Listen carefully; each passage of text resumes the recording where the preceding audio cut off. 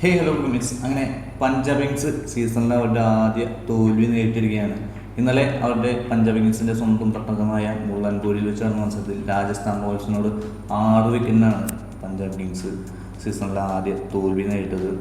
ആദ്യം ബാറ്റ് ചെയ്ത പഞ്ചാബ് കിങ്സ് നിശ്ചിത 20 ഓവറിൽ 222 4 എന്ന നിലയിൽ അത്യാവശ്യം ഒരു ഭേദപ്പെട്ട നിലയിൽ ഇന്നിങ്സ് അവസാനിപ്പിക്കുകയായിരുന്നു. മറുപടി ബാറ്റിംഗിൽ രാജസ്ഥാൻ റോയൽസ് വെറും 19.2 ഓവറിൽ ആ ഒരു ലക്ഷ്യം 4 വിക്കറ്റ് നഷ്ടത്തിൽ തന്നെ മറികടക്കുകയായിരുന്നു. സൗത്ത് ആഫ്രിക്കൻ ബാറ്ററായ ഡെനോവൻ ഫെറേറയാണ് ഇന്നലെ പ്ലെയർ ഓഫ് ദ മാച്ച് ആയത്. രാജസ്ഥാന് വേണ്ടി 26 പന്തിൽ 6 ഫോറും 3 സിക്സും ഉൾപ്പെടെ 52 റൺസാണ് ഇന്നലെ രാജസ്ഥാൻ റോയൽസിന് വേണ്ടി നേടി പ്ലെയർ ഓഫ് ദ മാച്ചായി. IPL ആദ്യ 7 മത്സരങ്ങളിലും തോൽവി അറിഞ്ഞിട്ടില്ല എന്നൊരു റെക്കോർഡ് സ്വന്തമാക്കിയ ശേഷമാണ് പഞ്ചാബിൻ്റെ ഈ ഒരു തോൽവി. നമുക്കറിയാം, ബോളിങ്ങിലെ മോശം പ്രകടനം തന്നെയാണ് പഞ്ചാബ് കിങ്സിനെ ഒരു തോൽവിയിലേക്ക് ഇന്നലെ നയിച്ചത്. കഴിഞ്ഞ മത്സരത്തിലും ഡൽഹിക്കെതിരെ കണ്ടു 265 റൺസാണ് പഞ്ചാബ് ബോളർമാർ ഒരു കണക്കില്ലാതെ വിട്ടുകൊടുത്തത്. അങ്ങനെ കഴിഞ്ഞ 2 ദിവസങ്ങളിൽ നമ്മൾ കണ്ടത് ലോ സ്കോറിംഗ് മാച്ചുകളായിരുന്നു. ഞായറാഴ്ച ചെന്നൈയും ഗുജറാത്തും തമ്മിലൊരു ലോ സ്കോർ മാച്ച്, അത് കഴിഞ്ഞ് KKRഉം ലക്നൗവും തമ്മിൽ, പിന്നെ ബാംഗ്ലൂരും ഇവരും ഡൽഹിയും തമ്മിൽ ഒരു ലോ സ്കോറിംഗ് മാച്ചുകളായിരുന്നെങ്കിൽ വീണ്ടും പഞ്ചാബും രാജസ്ഥാനൊക്കെ വേണ്ടി വന്നു ഒരു 200+ സ്കോറുള്ള മാച്ചൊക്കെ കാണാൻ. അതായത് പഞ്ചാബ്, രാജസ്ഥാൻ, സൺറൈസേഴ്സ്, പിന്നെ ബാംഗ്ലൂർ ഫസ്റ്റ് ബാറ്റ് അങ്ങനെ. അപ്പോൾ ഒരു 200+ സ്കോറാണെങ്കിൽ ഈ ടീമുകളൊക്കെ വരണം, എന്നാലും നമുക്ക് ആ ഒരു വൻ ബിഗ് ഹിറ്റർ മാച്ചുകൾ കാണാൻ പറ്റുള്ളൂ. കഴിഞ്ഞ മത്സരത്തിൽ അടിക്കിയ സേവിയർ ബാർലറ്റും അതുപോലെ തന്നെ വിജയകുമാർ വൈശാഖൊന്നും ഇന്നലെ കളിക്കാനുണ്ടായില്ല. പകരം ലോക്കി ഫെർഗ്യൂസൺ, ഹാർപ്രീത് ബാറൊക്കെ ഇറങ്ങിയെങ്കിലും ഇന്നലെയും കണക്കിന് തല്ല് വാങ്ങി കൂട്ടുകയായിരുന്നു പഞ്ചാബ് ബോളേഴ്സ്. നമുക്കറിയാം, കഴിഞ്ഞ മത്സരങ്ങളിലൊക്കെ ഏകദേശം 200 അല്ലെങ്കിൽ 200-ന് മുകളിൽ പഞ്ചാബിനെതിരെ മറ്റ് ടീമുകൾ സ്കോർ ചെയ്തിട്ടുണ്ട്. ആദ്യ മത്സരത്തിൽ ഗുജറാത്തായിട്ടുള്ള മത്സരത്തിൽ മാത്രം ഒരു 160-165 റൺസ് പഞ്ചാബ് ബോളർമാർ വിട്ടുകൊടുത്തുള്ളൂ. ബാക്കി എല്ലാ മത്സരങ്ങളിലും 200-ന് അടുത്തോ 200-ന് മുകളിലോ മറ്റുള്ള ബാറ്റിംഗ് ടീമുകൾ സ്കോർ ചെയ്തിട്ടുണ്ടെന്നാണ് മറ്റൊരു വസ്തുത. പഞ്ചാബിൻ്റെ കരുത്തെന്ന് പറയുന്നത് അവരുടെ ബാറ്റിംഗ് തന്നെയാണെന്ന് സംശയം പറയാം.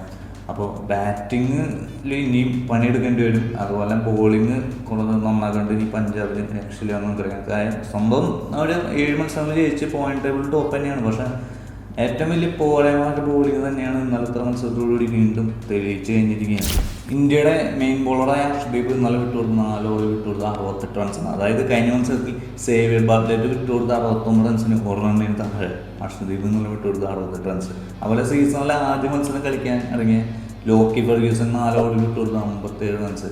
മാർക്കോ ജോൺസൺ ഒരു 3 ഓവറിനുള്ള വിട്ടുകൊടുത്ത് 41 റൺസ്. കുറച്ചൊരു ഭേദപ്പെട്ട ബോളിംഗ് കാഴ്ചവെച്ചത് ഹർപ്രീത് ബാറും യുസ്വേന്ദ്ര ചഹലാണ്. ഹർപ്രീത് ബ്രാർ 4 ഓവറിൽ 25 റൺസ് മാത്രം വിട്ടുകൊടുക്കുള്ളൂ. അതുപോലെ യുസ്വേന്ദ്ര ചഹൽ 4 ഓവറിൽ 31 റൺസ് മാത്രം.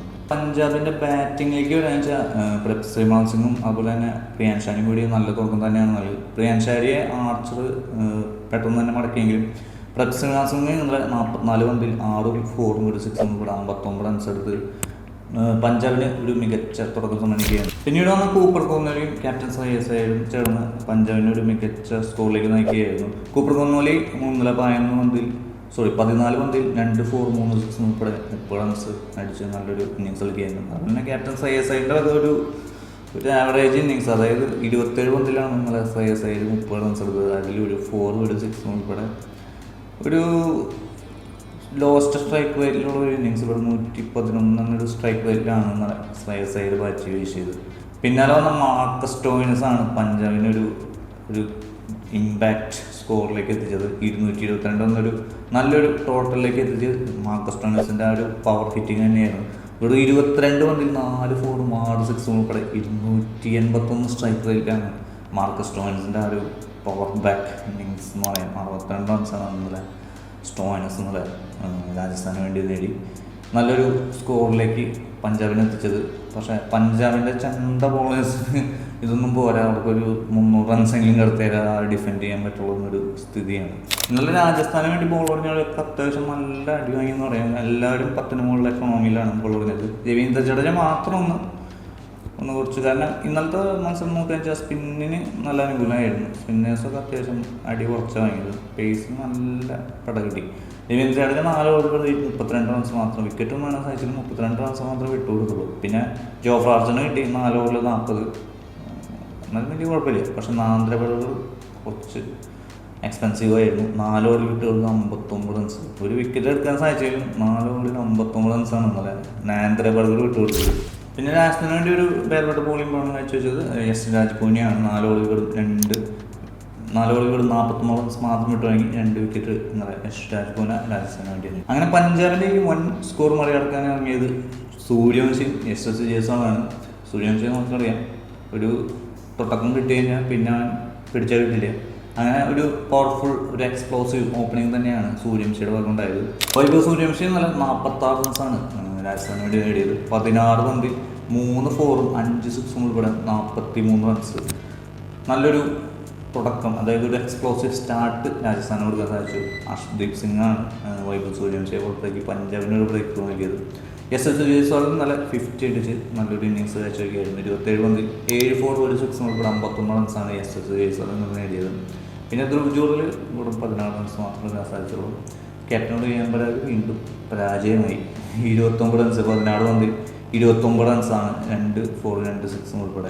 എന്നാൽ 5ാം വിക്കറ്റ് ഒത്തുവരുന്ന ഡെനോമിൻ ഫെരേരയും അതുപോലെ തന്നെ ഇമ്പാക്ട് പ്ലെയറായി വന്ന ശുഭൻ ദുബൈയാണ് 77 റൺസ് പാർട്ട്ണർഷിപ്പ് രാജസ്ഥാൻ റോയൽസിനെ ഈസിയായി വിജയത്തിലെത്തുകയായിരുന്നു. വെറും 19.2 ഓവറിൽ ഒരു കളി ഫിനിഷ് ചെയ്തു. ഡെനോമിൻ ഫെരേര ഇന്നലെ 26 പന്തിൽ 6 4 3 6 ഉൾപ്പെടെ 52 റൺസും. അതുപോലെ ശുഭൻ ദുബൈ ഇമ്പാക്ട് പ്ലെയറാണ് ശുഭൻ ദുബൈ 12 പന്തിലാണ് ഇന്നലെ 31 റൺസ് നേടിയത്. 3 4ഉം 2 6ഉം ഉൾപ്പെടെ. അങ്ങനെ രാജസ്ഥാൻ്റെ ഇന്നിങ്സ് ശുഭകരമായി അന്ത്യത്തിലേക്ക് അയച്ച് ശുഭം ദുബൈയും അതുപോലെ തന്നെ ഡെനോമിൻ ഫെരേരയും. അങ്ങനെ രാജസ്ഥാൻ സൺറൈസേഴ്സിൻ്റെ മടങ്ങിയിടുന്നു 3ാം സ്ഥാനത്ത് എത്തിയിരിക്കുകയാണ് 12 പഞ്ചാബ് കിങ്സ് നല്ല മത്സരം തോറ്റെങ്കിലും 1ാം സ്ഥാനത്ത് തന്നെയാണ് തുടരുന്നത്. അടുത്ത മത്സരം ഗുജറാത്ത് ടൈറ്റൻസ് ആയിട്ടാണ്. ടൈറ്റൻസ് ആയിട്ട് അത്ര വലിയ ടീമൊന്നും വേണമെങ്കിൽ ജയിക്കാമെന്നാണ്. പക്ഷേ ഇനിയുള്ള മത്സരങ്ങൾ കുറച്ച് കടുത്ത് തന്നെയാണ്. സൺറൈസേഴ്സ് ഹൈദരാബാദ് ആദ്യ മത്സരം സൺറൈസേഴ്സ് ഹൈദരാബാദിനെ തോൽപ്പിച്ചെങ്കിലും ആ ഒരു സൺറൈസേഴ്സ് അല്ല ഇപ്പോഴത്തെ സൺറൈസേഴ്സ്. അതായത് ബോളിങ്ങിലും ബാറ്റിങ്ങിലും കുറച്ചുകൂടി ഉഷാറായ അവസാന 4 മത്സരങ്ങൾ ജയിച്ചാണ് സൺറൈസേഴ്സിൻ്റെ ഒരു വരവ്. പിന്നെ ഡൽഹി ക്യാപിറ്റൽസ് അറിയാം, കഴിഞ്ഞ മത്സരം കട്ടക്കട്ടൊക്കെയായിരുന്നു. മുംബൈ ഇന്ത്യൻസ് പറയാം. പിന്നെ RCB ആണ് അടുത്തൊരു എതിരാളി. കാരണം സീസണിൽ ആദ്യമായിട്ടാണ് റോയൽ ചാലഞ്ചേഴ്സ് ബാംഗ്ലൂരും പഞ്ചാബ് കിങ്സ് ഏറ്റുമുട്ടുന്നത്. അന്നൊരു കിടിലൻ പോരാട്ടം തന്നെ കാണാം. പിന്നെ ലക്നൗ സൂപ്പർ കിങ്സ്. അപ്പോൾ ഇതിൽ ഇനി പഞ്ചാബിൻ്റെ മത്സരങ്ങളിൽ ഒരു 3 മത്സരം അത്യാവശ്യം നല്ല കട്ട മത്സരങ്ങളാണ്. രാജസ്ഥാൻ റോയൽസിൻ്റെ അടുത്ത മത്സരം ഡൽഹി ക്യാപിറ്റൽസായിട്ടാണ്. ഡൽഹി ക്യാപിറ്റൽസായിട്ട് ഇതുവരെ സീസണിൽ ഏറ്റുമുട്ടിയില്ല. ആദ്യത്തെ മത്സരമാണ്. ഈ സീസണിൽ ആകെ ഒരു മത്സരം തന്നെയാണ് രാജസ്ഥാൻ റോയൽസും ഡൽഹി ക്യാപിറ്റൽസും തമ്മിലുള്ളൂ.